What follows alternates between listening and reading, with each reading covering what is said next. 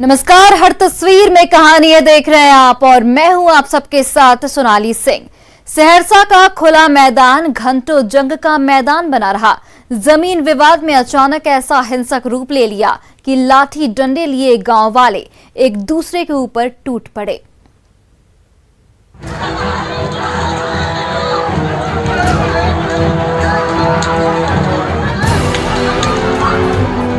सहरसा का ward number 38 जंग का मैदान बना हुआ है।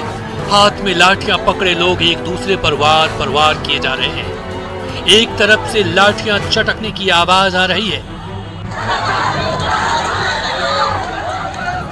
ये देखिए, बड़ी बड़ी लाठी और डंडे पकड़े ग्रामीण एक दूसरे पर किस कदर टूट पड़े हैं। चारों ओर से मारो मारो की आवाज आ रही है तो लाठी की चोट खाते ही लहूलुहान ग्रामीण एक एक कर जमीन पर औंधे मुंह गिरते जा रहे हैं।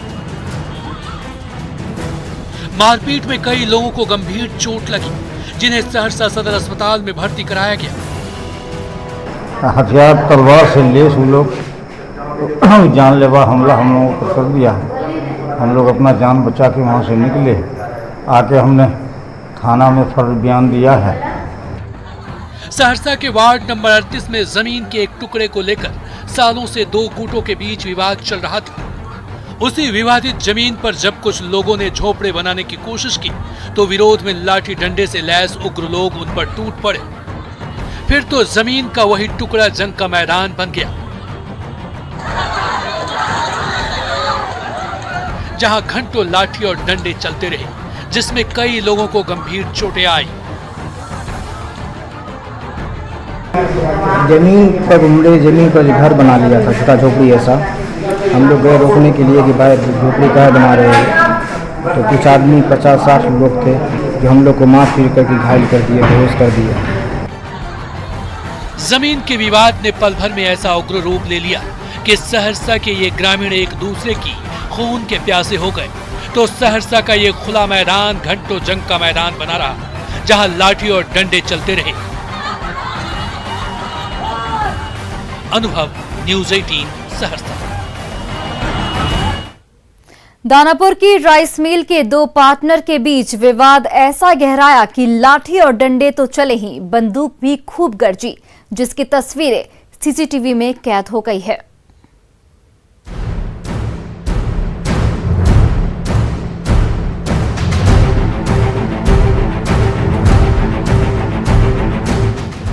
बिहटा के मंगलम राइस मिल में बंदूकें चमक रही हैं।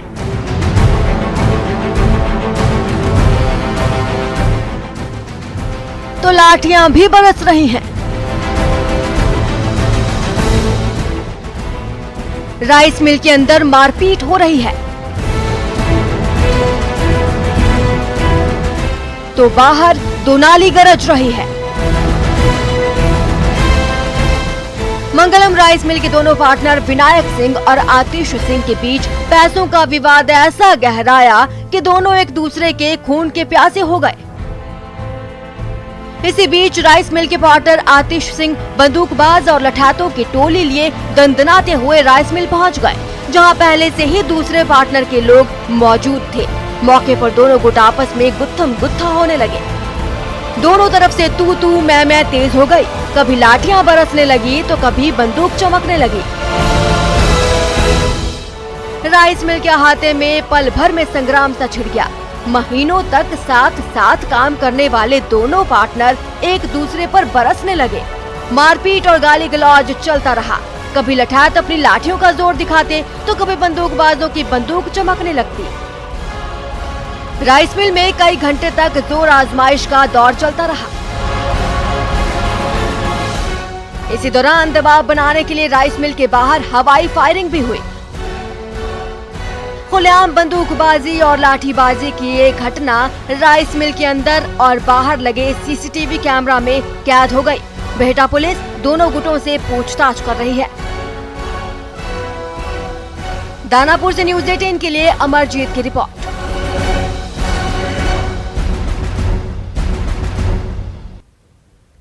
जमुई में एक विशालकाय सांड गहरे कुएं में गिर गया तो उसे बचाने के लिए रेस्क्यू ऑपरेशन शुरू किया गया। आखिरकार 6 घंटे की कड़ी मशक्कत से बेजुबान की जान बचा ली गई।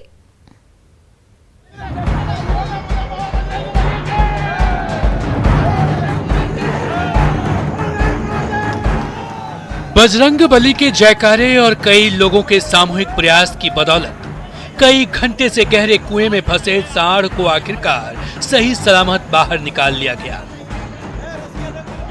जाहिर है मेहनत सफल होते देख मौके पर मौजूद लोग खुशी से उछल पड़े।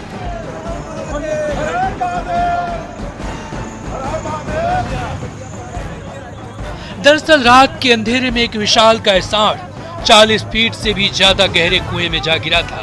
रह उसकी कातर आवाज कुएं से बाहर आ रही थी, जिसे सुनकर आसपास के मोहल्लों के लोग दौड़े चले आए। कुएं के अंदर कई घंटे से फंसा सांड बाहर निकलने के लिए छटपटा रहा था, तो इन युवकों ने सांड को सही सलामत बाहर निकालने के लिए रेस्क्यू ऑपरेशन शुरू किया। लेकिन रात का अंधेरा और 40 फीट गहराई, आखिरकार दो युवक अपनी जान पर खेलकर सीढ़ी के सहारे कुएं के अंदर गए। रस्सी से सांड के भारी भरकम शरीर को चारों तरफ से बांधा। फिर शुरू हुई सांड को बाहर निकालने की कवायद। कुएं के ऊपर मौजूद लोगों ने रस्सी पकड़ी और पूरी ताकत लगाकर उसे खींचने लगे, लेकिन सांड का शरीर कई टन वजनी था। ऊपर से बाहर निकलने की छटपटाहट में वो जख्मी हो गया था। फिर भी जमुई के उत्साही युवकों ने हिम्मत नहीं हारी, पूरी ताकत लगाकर रस्सी का सिरा पकड़ा और उसे खींचने लगे। जोर शोर से ऊपर वाले का नाम लिया। युवकों का हुजूम दमखम के साथ रस्सी का सिरा खींच रहा था। आखिरकार कई घंटे की मशक्कत के बाद रस्सी से बंधा विशालकाय सांड कुएं से बाहर निकला, तो वहां मौजूद भीड़ खुशी से चिल्ला उठी।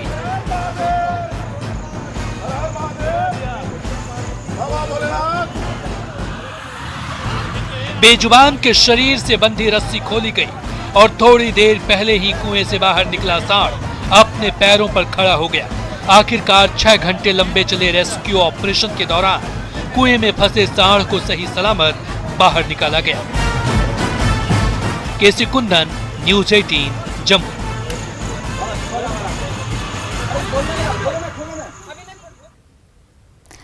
पलामू में फलों के राजा की बहार आ रही है। कृषि विभाग के बगीचे में इस बार ऑर्गेनिक आम की बम्पर पैदावार हुई है, जिसका स्वाद लेने के लिए हर कोई ललचा रहा है।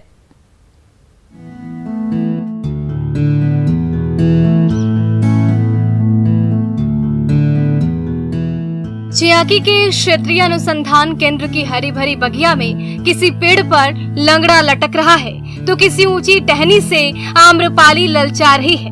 मल्लिका से लेकर अल्फाजों का जो एक बार स्वाद चख ले, वो फलों के राजा का ताउम्र गुलाम हो जाए। तभी तो जेठ के महीने में ऑर्गेनिक खाद पानी और बेहतर रखवाली की बदौलत लहलहा रहे विशालकाय पेड़ों की टहनियों पर जब रसीले आम की बहार आ गई है, तो उसकी मिठास लेने के लिए पलामू के गांव-गांव से आम के कदरदानों का तांता लगा हुआ है।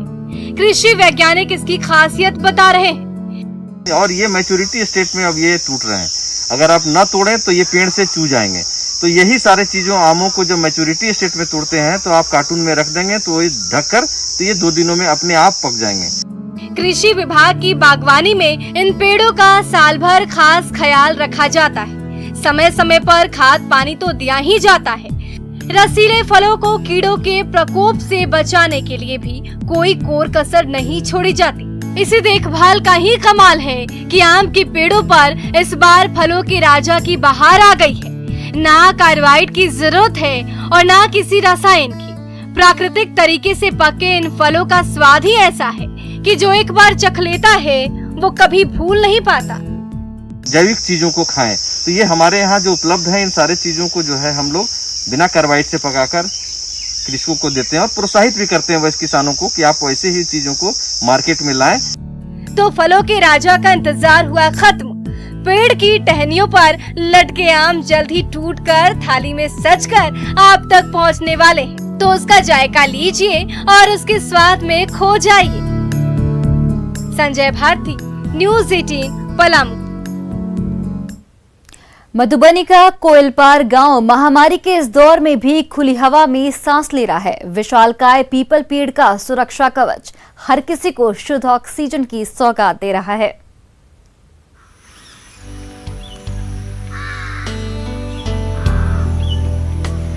इस पक्की सड़क से होते हुए जैसे ही आपके कदम कोयल पार गांव की ओर बढ़ेंगे, कोयल की मीठी कूक आपके कानों में रस घोलने लगेगी।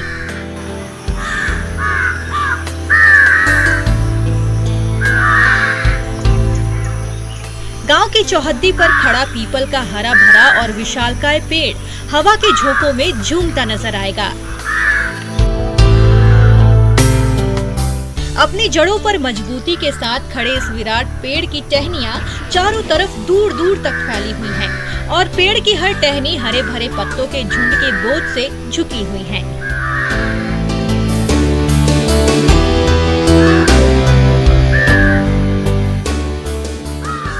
इसी विशालकाय पीपल की पेड़ की ऑक्सीजन से भरपूर शीतल छांव कोयल पार के ग्रामीणों को अब तक कोरोना की मार से बचाते आई है। जो जानकार हैं, जो डॉक्टर हैं, उन्होंने कहना है पीपल पेड़ ऑक्सीजन का बहुत अच्छा स्रोत है और इस गांव में जैसे एक भी केस नहीं हुआ तो क्या माने ये रक्षा कवच है, इसकी मदद से हाँ, बहुत ऑक्सीजन के मामला में रक्षा कवच है। पिछले 300 साल से भी ज्यादा समय से कोयलपार गांव के चौहद्दी पर खड़े इस विशालकाय पेड़ ने कई पीढ़ियों को पलते और बढ़ते देखा।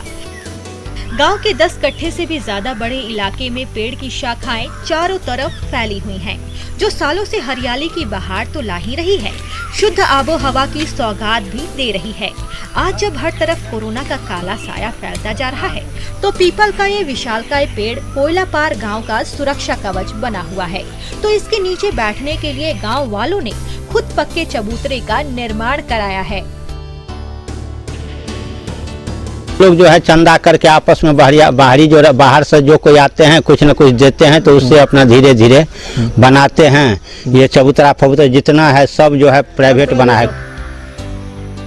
प्रकृति से मिले पीपल के पेड़ की अनमोल विरासत कोयलपार गांव के बाशिंदों को ऑक्सीजन की प्राणदायी धारा तो दे ही रही है, साथ ही कोरोना से लड़ने और हराने की प्रेरणा भी दे रही है।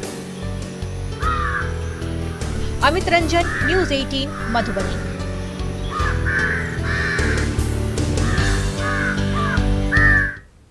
दानापुर का कैंटेरिया दूर देश से आए विदेशी मेहमानों की कलरव से गूंज रहा है। हजारों मील लंबा सफर कर आए ये परिंदे अपने साथ साथ खुशहाली और मॉनसून का पैगाम भी लाए हैं।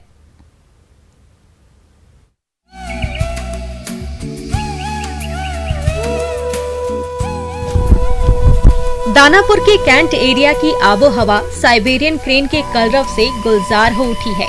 जिस तरफ भी नजर जा रही है, हर तरफ हरे भरे पेड़ों की ऊंची टहनियों पर विदेशी मेहमानों ने डेरा डाल रखा है। कभी घंटों पेड़ की डालियों पर चुपचाप बैठे रहते हैं, तो अगले ही पल आसमान में भरने लगते हैं स्वच्छंद उड़ान। साइबेरिया की हजारों मील लंबी थकाऊ यात्रा पूरी कर आए इन मेहमानों की चहचहाहट से दानापुर की रौनक तो बढ़ ही गई है, अपने साथ खुशहाली और बम्पर मॉनसून की पैगाम भी लाए हैं ये मेहमान। यहाँ के लोगों का मानना है कि ये सदियों से यहाँ पर आ रहे हैं और ये अपने साथ जो है दानापुर इलाके के लिए अच्छा पैगाम, जिसको शगुन कहते हैं, अच्छा शगुन लेकर के आते हैं। दानापुर की हरी भरी वादियाँ सालों से साइबेरियन क्रेन को आकर्षित करती रही है, तभी तो वो हर साल लंबा सफर तय कर जब यहाँ पहुँचते हैं तो इस इलाके की रौनक कुछ ज्यादा ही बढ़ जाती है। इसीलिए जब दानापुर में भारतीय सेना के सब एरिया हेडक्वार्टर की नींव रखी गई, तो साइबेरियन क्रेन की देखभाल का पूरा इंतजाम किया गया। जगह जगह पेड़ लगाए गए, तालाब और पार्क बनाए गए, तो शिकारियों से परिंदों को बचाने के लिए वॉच टावर भी बनाया गया। को देखभाल करने के लिए यहाँ पर जो है लोग हमने ऐसा इंतजाम किया हुआ है कि इसको कोई छेड़छाड़ नहीं करते हैं, और जो भी इनको पानी और इस तरह की जो चीज़ें की ज़रूरत पड़ती है वो हम लोग यकीन करते हैं कि छोटा छोटा पॉन्ड बना रखा है। साइबेरियन क्रेन जब दानापुर में डेरा डालते हैं, अपने साथ तरक्की और हरियाली की सौगात लेकर आते हैं। इसीलिए जब इस साल एक बार फिर इन मेहमान परिंदों ने दानापुर के पेड़ों पर आशियाना बना लिया, तो दानापुर के बाशिंदे उनके कलरव से निहाल हो उठे।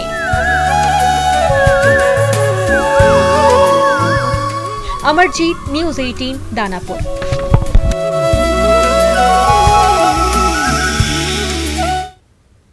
अगरतला के मार्केट में एक मडमैन अपनी अनोखी भाव भंगिमा के चलते हर किसी का ध्यान आकर्षित कर रहा है, तो बदले में उसे मछलियों और रुपयों का तोहफा भी मिलता है।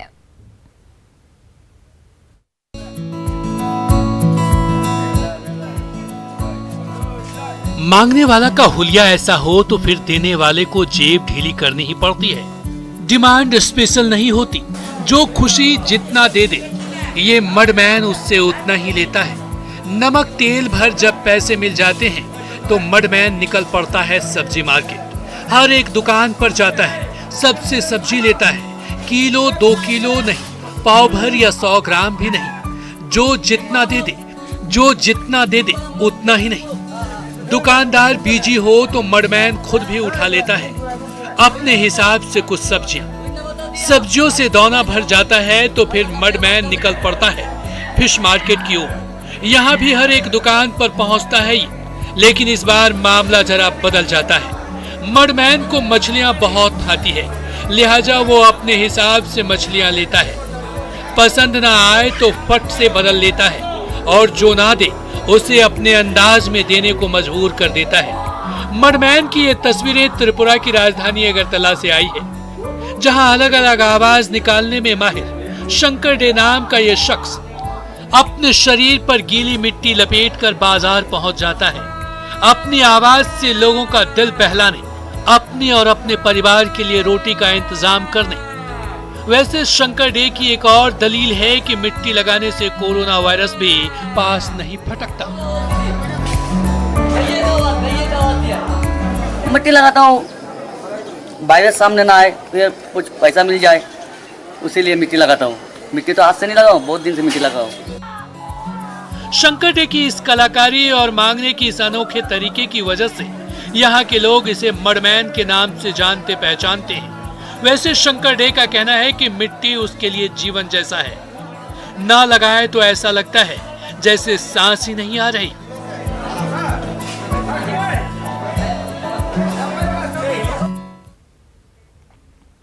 मध्य प्रदेश में तेज रफ्तार ट्रैक्टर सड़क पर अचानक दुर्घटनाग्रस्त हो गया, जिसकी चपेट में आकर 2 बाइक सवार घायल हो गए। इसकी तस्वीरें सीसीटीवी में कैद हो गई है। मध्य प्रदेश की सड़क से गुजर रही तेज रफ्तार कार का टायर अचानक फट गया, जिससे ये कार बेकाबू होकर पलट गई, जिसमें कई यात्रियों को गंभीर चोट आई है। खंडवा में रफ्तार का कहर देखने को मिला। यहां खालवा थाना इलाके में खार रोड पर एक कार का टायर फट गया और कार बेकाबू होकर पलट गई। इस हादसे में 6 लोग गंभीर रूप से घायल हुए हैं। हादसे का वीडियो भी सामने आया है। इस वीडियो में आप देख सकते हैं कि कैसे तेज रफ्तार कार अचानक पलट जाती है। इसके बाद आसपास मौजूद लोग मदद के लिए दौड़ते हैं। गनीमत ये रही कि इतने भीषण हादसे के बाद भी कार सवार लोगों की जान बच गई। स्थानीय लोगों की मदद से घायलों को कार से बाहर निकाला गया। सभी खतरे से बाहर बताए जा रहे हैं। कार सवार खार के रहने वाले बताए जा रहे हैं। भोपाल में अपराधियों ने दिन दहाड़े एक बुजुर्ग महिला से चेन छीन ली। सड़क से गुजर रही महिला को इन अपराधियों ने शिकार बनाया। इसकी तस्वीरें सीसीटीवी कैमरे में कैद हो गई हैं।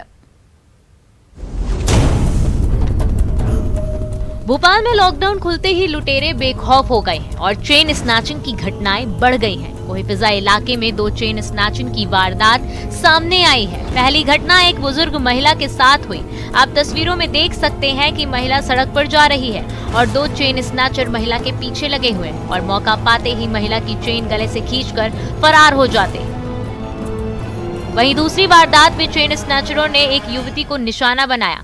इधर डीआईजी ने आरोपियों पर 20,000 का इनाम घोषित किया है। साथ ही पुलिस भी इनकी तलाश में जुट गई है।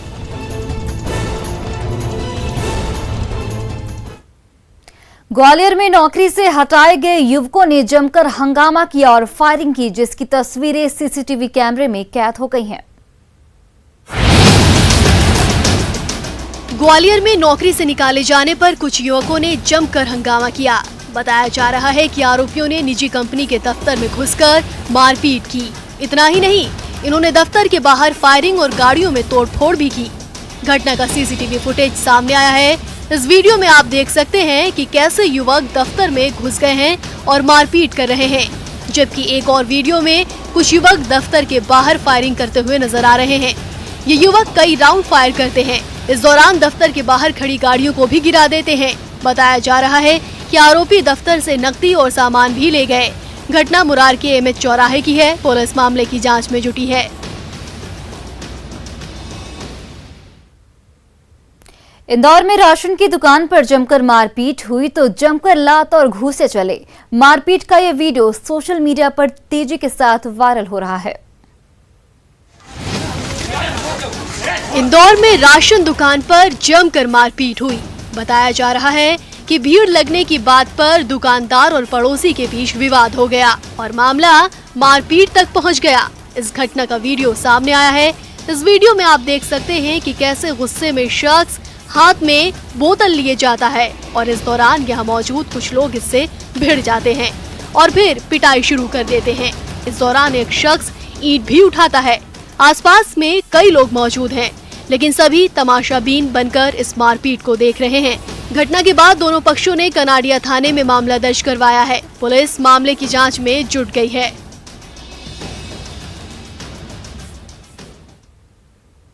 न डरिए न डराइए, सच जानिए और वही बताइए। प्लीज अफवाह मत फैलाइए। वैक्सीन ही है संजीवनी, इसे अपनाइए। और यही काम कर रहा है नेटवर्क 18, जो फेडरल बैंक के साथ मिलकर वैक्सीनेशन को लेकर जागरूकता अभियान चला रहा है, जिसका नाम है संजीवनी अ शॉट ऑफ लाइफ। और काम है जागरूकता के जरिए कोरोना को मात देना।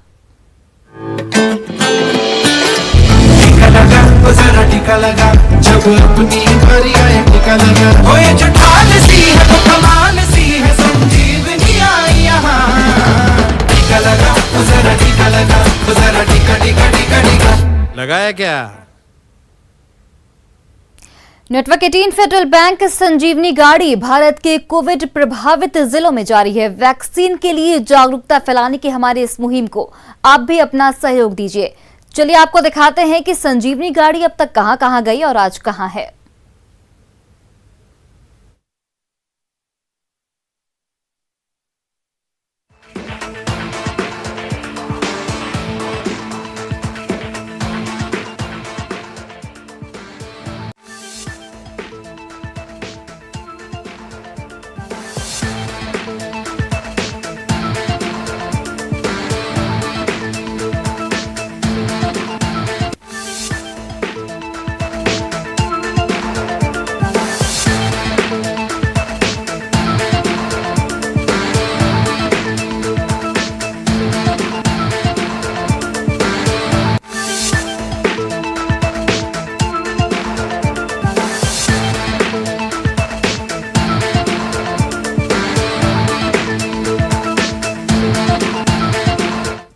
और फिलहाल इस बुलेटिन में इतना ही। आप देखते रहिए न्यूज़ 18 बिहार झारखंड।